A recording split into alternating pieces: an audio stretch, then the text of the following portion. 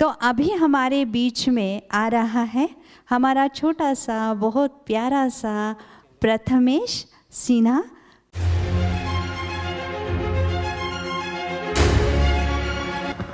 एक प्रथमेश करके बच्चा मुझे मिला, वो देख नहीं पाता है, आयु बहुत छोटी है, 11 साल का होगा। मैंने उसको अपना परिचय पूछा, वो कहता है मैं तो ब्रांड एम्बेसडर हूँ। कहाँ के हो? मैं पुणे से आई हूँ। Pune. Prathamesh came to Shark Tank and won the hearts of the entire nation. Hi Sharks. Hi Prathamesh. Welcome to Shark Tank, Prathamesh. नमस्कार Sharks, मेरा नाम प्रथमेश सिन्हा है। मैं पुणे से आया हूँ। जब लॉकडाउन में सभी बच्चों का ऑनलाइन क्लास चल रहा था, तब एनी की मदद से मैंने बहुत कुछ लर्न किया है। He got a chance to live the boat life as he was invited to the office as a special guest. Aman sir को, बोर्ड की पूरी टीम को थैंक यू सो मच, उन्होंने जो प्रथमेश के लिए किया। कुछ पाने की जिद को अपना जुनून बना लो, हार जीत ही जिंदगी के मायने हैं, ये सबको बता दो। तुम्हें कोई कम समझने की भूल न करे, ऐसा अपना वजूद बना लो। हमारे वंडर बॉय प्रथमेश को हम इस मंच की शोभा बढ़ाने के लिए बुला रहे हैं। बहुत सुंदर। और ये आप सबको अपना अनुभव भी शेयर करेंगे मेडिटेशन का, और साथ साथ एक मोटिवेशनल स्पीच भी देंगे।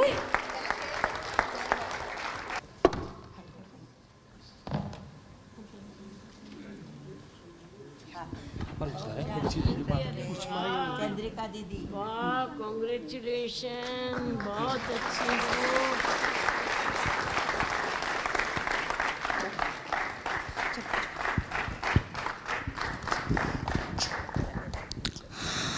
ओम शांति।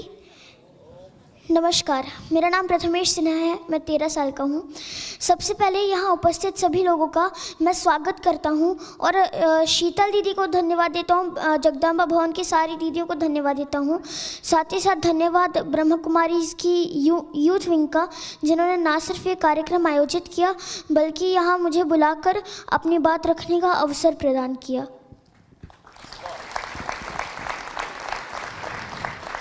हम सब भारत में रहते हैं, हम सब भारतीय हैं, और भारत के बारे में हमें जो सबसे अच्छी चीज़ लगती है वो है इसकी डाइवर्सिटी, इसकी विविधता।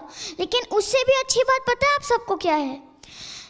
कि भारत में युवा पॉपुलेशन है, यंग पॉपुलेशन है। 65% इंडिया में यंग पॉपुलेशन है, और उस देश के क्या कहने जहाँ पर यंग पॉपुलेशन हो, क्योंकि उस देश का माइंड, उस देश का टैलेंट, उस देश का ब्रेन, उस देश का विचार सब यंग होगा, और साथ ही साथ उस देश का भविष्य तो मजबूत होगा ही, क्योंकि युवा ही देश के भविष्य के कर्णधार होते हैं।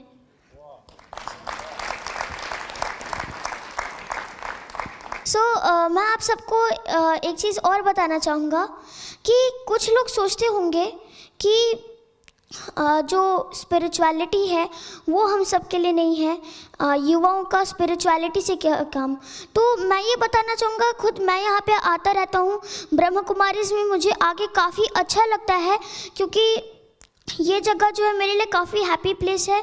स्पिरिचुअलिटी जो है उससे जुड़ने के बहुत फ़ायदे हैं। सबसे पहले तो स्पिरिचुअलिटी जो है वो आपको जुड़ने के बाद किसी भी समस्या का समाधान नहीं देती है। जो आप सोचोगे कि आप स्पिरिचुअलिटी से जुड़ जाओगे और आपको किसी भी समस्या का समाधान मिल जाएगा, लेकिन स्पिरिचुअलिटी जो है वो आपको समस्या से लड़ने की ताकत देती है। वो आपको इतना सशक्त बना देती है कि आप उस समस्या का खुद से सामना कर सकते हो। तो जब भी हम युवा शक्ति के बारे में बात करेंगे तो एक नाम हमारे मन में ज़रूर आता है, जिन्होंने 30 साल की उम्र में शिकागो में भाषण देके हमारे धर्म के सही मायने सबको समझा दिए थे, और जिनके जन्म दिवस को हम यूथ डे के तौर पर भी सेलिब्रेट करते हैं।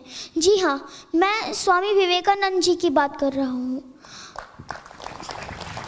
और स्वामी विवेकानंद जी जो हैं, उन्हीं से रिलेटेड एक छोटा सा किस्सा मैं आप सबके साथ साझा करना चाहूँगा कि एक बार स्वामी विवेकानंद जी एक लाइब्रेरी विज़िट कर रहे थे यूएसए में। तो वहाँ पे जो लाइब्रेरियन थे उन्होंने सोचा कि क्यों ना स्वामी जी को थोड़ा गुस्सा दिलाया जाए।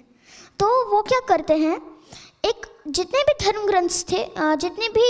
ग्रंथ थे सबका एक अरेंजमेंट करते हैं, एक के ऊपर एक रख के स्टैक करके, जिसमें सबसे नीचे थी श्रीमद् भगवद गीता और सबसे ऊपर था उनका धर्म ग्रंथ। तो स्वामी जी आते हैं, वो पूरा देखते हैं। उसके बाद वो जब जाने लगते हैं तो लाइब्रेरियन उनसे पूछते हैं कि आपने क्या धर्म ग्रंथ नहीं देखे? तो वो बोलते हैं बिल्कुल देखा मैंने। तो आपको गुस्सा नहीं आया? तो स्वामी जी उस लाइब्रेरियन को वापस उस जगह पर ले जाते हैं और कहते हैं कि अगर मैं तुम्हारे धर्म ग्रंथ को यहाँ से हटा दूँ तो क्या होगा? कुछ नहीं होगा, बस इस स्टैक में एक बुक कम हो जाएगी। लेकिन अगर मैं श्रीमद् भगवद गीता नीचे से हटा दूँ तो पूरा का पूरा स्टैक बिखर जाएगा और साथ ही साथ जितनी भी किताबें हैं उन सब का मान गिर जाएगा, क्योंकि श्रीमद् भगवद गीता हर किताब का, हर सिद्धांत का आधार है, हर सिद्धांत का मूल है। तो तुमने जो किया है बिल्कुल सही किया, चिंता करने की ज़रूरत नहीं है।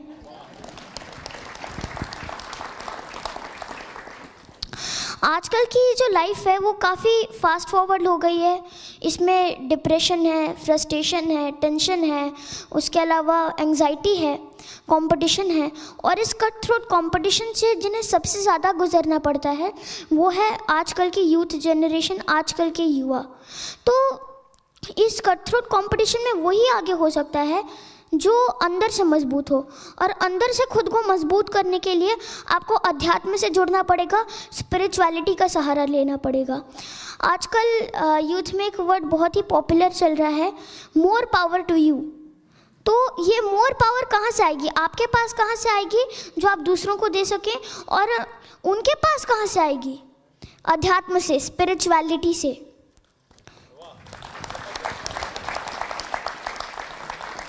स्वामी विवेकानंद जी से ही रिलेटेड एक किस्सा और मुझे याद आ रहा है जो मैं आप सबके साथ साझा करूंगा कि एक बार स्वामी जी न्यूयॉर्क में टहलने निकलते हैं, घूमने निकलते हैं। तो उनकी वेशभूषा तो हम सब जानते हैं कैसे, वो भगवा रंग का कुर्ता पहनते थे और साथ में धोती पहनते थे। तो उनके कपड़े देखकर ना सब हंस रहे थे। तो स्वामी जी अपने यूएसए के जो दोस्त थे उनसे पूछते हैं कि क्या हो रहा है, ये सब हंस क्यों रहे हैं इतना? तो उनके दोस्त उन्हें बताते हैं कि स्वामी जी यहाँ पे इन कपड़ों को अच्छा नहीं माना जाता है, ये कपड़े थोड़ा सा लो स्टेटस डिफाइन करते हैं। कोट जो होता है उसे जेंटलमैन की निशानी मानी जाती है। तो कृपया आप कपड़े चेंज कर लीजिए, इसमें ज़्यादा सोचने की बात नहीं है।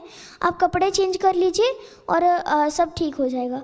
तो स्वामी जी उनसे कहते हैं अच्छा, तो आपके यहाँ कपड़े देखकर स्टेटस या फिर जेंटलमैन कौन है और कैसा है ये डिसाइड किया जाता है? क्योंकि मुझे इसकी आदत नहीं है। भारत देश में तो संस्कार और विचार के हिसाब से डिसाइड किया जाता है कि कौन कैसा है। और ये संस्कार और विचार भी तभी आ सकते हैं जब आप स्पिरिचुअलिटी से जुड़ें, और ये संस्कार और विचार से आप अपना शुद्ध तभी कर सकते हैं जब आप स्पिरिचुअलिटी से जुड़ के कुछ नया सीखना शुरू करें।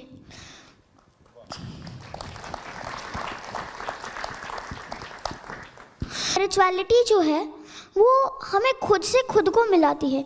स्पिरिचुअलिटी अगर हम करते हैं तो हम खुद जान जाएंगे कि हम कौन हैं, हम कैसे हैं और हम यहाँ पर क्यों आए हैं। और आजकल जैसे रियल से ज़्यादा रील लाइफ हो गई है, हम सोशल मीडिया का ज़माना है, हम सब रील्स डालते हैं, हम सब पोस्ट्स करते हैं, हम सब फेसबुक पे स्टोरीज डालते हैं, सब करते होंगे ना ये सब। तो रील्स वगैरह तो हम डालते हैं, ऊपर से एक चीज़ और है, हम सभी ये देखते हैं कि कौन कितना लाइक कर रहा है और कितने कमेंट्स कर रहे हैं। और यही लाइक्स और कमेंट्स के चक्कर में कई बार लोग आहत होकर गलत कदम भी उठा लेते हैं। तो मैं बीके शिवानी दीदी को बहुत सुनता हूँ और वो एक चीज़ हमेशा कहती हैं, अपना रिमोट कंट्रोल दूसरों के हाथ में नहीं देना है। लेकिन हम लाइक और कमेंट्स पर निर्भर होके यही काम कर रहे हैं, अपना रिमोट कंट्रोल दूसरों के हाथों में दे रहे हैं। जैसे मैं तो यहाँ आता जाता रहता हूँ, मैं स्पिरिचुअलिटी में तो मुझे उतना फ़र्क नहीं पड़ता है लाइक्स और कमेंट से, और हमें बाकियों को नहीं पढ़ना चाहिए, क्योंकि जो स्पिरिचुअलिटी में होगा वो ये सोचेगा कि चलो कोई बात नहीं, मैंने एक अच्छा उदाहरण दे दिया है समाज को, मैंने कुछ अच्छा शेयर किया है लोगों के साथ। आपके हिसाब से अगर वो अच्छा है तो आपने अच्छा शेयर कर दिया है।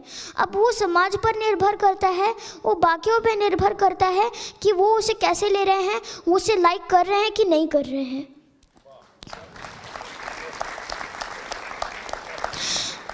चूँकि मुझे प्लेटफॉर्म मिला है तो एक और मुद्दे के बारे में मैं बोलना चाहूँगा, एक और मुद्दा एड्रेस करना चाहूँगा यहाँ से, वो है एडिक्शन का। आजकल एडिक्शन काफ़ी कॉमन चीज़ होती जा रही है, और एडिक्शन किसी भी चीज़ का अच्छा नहीं है, चाहे वो मोबाइल का एडिक्शन हो या किसी और चीज़ का एडिक्शन हो। एडिक्शन कभी भी अच्छा नहीं है, क्योंकि हमारा जो समय है उसे हम एडिक्शन में लगा देंगे तो कैसे चलेगा। जैसा कि चंद्रिका दीदी ने कहा, time is more than money, time पैसे से ज़्यादा वैल्यूबल है। तो ऐसे में अगर आप अपना समय एडिक्शन में गंवा रहे हैं तो वो कैसे चलेगा। क्योंकि अगर हम खुद को 20 साल बाद कहीं इमेजिन करते हैं तो उसके लिए आज से ही हमें एफर्ट लगाना शुरू करना पड़ेगा। अगर आज मैं सोचता हूँ कि 20 साल बाद मेरी बहुत ही लग्जरियस लाइफ होगी, मेरा बड़ा सा बंगला होगा किसी पॉश एरिया में, तो उसके लिए मुझे आज से मेहनत करनी पड़ेगी। मैं 20 साल पहले सोच के 20 साल बाद उसके लिए इंतज़ार करूँगा तो वो नहीं होगा। हमें उसके लिए एफर्ट्स लगाने पड़ेंगे, तभी जाकर हम वो चीज़ अचीव कर पाएंगे।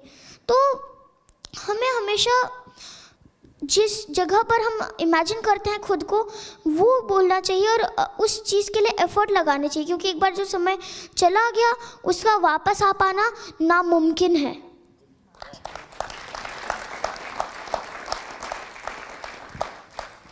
तो अंत में आप सबका ज़्यादा समय ना लेते हुए मैं आप सबको एक चीज़ और बताना चाहूँगा कि आप सभी यहाँ पे राजयोग का कोर्स ज़रूर करिए।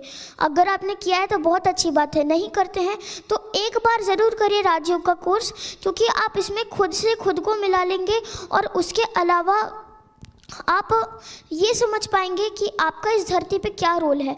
वरना हम सभी कस्तूरी मृग की तरह यहाँ वहाँ घूमते रहेंगे। हम सभी खोए हुए हैं, हम सभी खोए हुए हैं और हमें खुद को ढूंढना पड़ेगा। कस्तूरी मृग नहीं बनना है हमें। कस्तूरी मृग पता है आप सबको क्या होता है? वो जंगल में पूरा ढूंढता रहता है कि खुशबू कहाँ से आ रही है और वो उसी के पास से आती रहती है।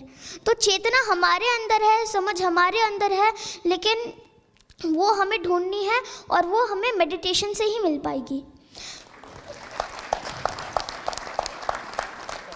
तो मैं और 3 लाइनें जो मैंने लिखी हैं वो आप सबके साथ साझा करना चाहूँगा जाते जाते, कि युवा इस देश का कर्णधार है, इस देश के भविष्य के तरक्की का आधार है और युवाओं के कंधे पर ही इस देश के राष्ट्र निर्माण का भार है। बहुत सुंदर। तो अंत में अपनी इन्हीं बातों के साथ मैं अपनी बात को समाप्त करता हूँ।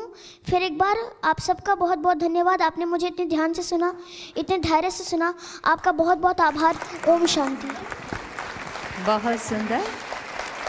प्रथमेश भाई के लिए बहुत सुंदर तालियां।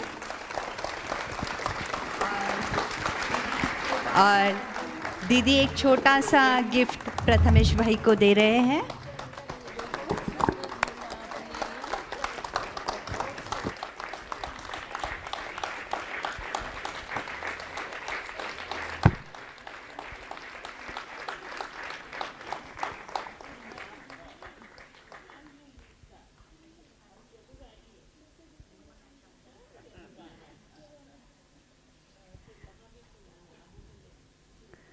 बहुत सुंदर। दीदी ने प्रथमेश भाई को आबू का निमंत्रण दिया है और ज़रूर जाएंगे। और इन्होंने जो भी सुनाया इन्होंने खुद अनुभव किया है। किड्स कैंप में हमारे प्रथमेश भाई आते रहते हैं और बहुत सुंदर रीति से पार्टिसिपेशन करते रहते हैं।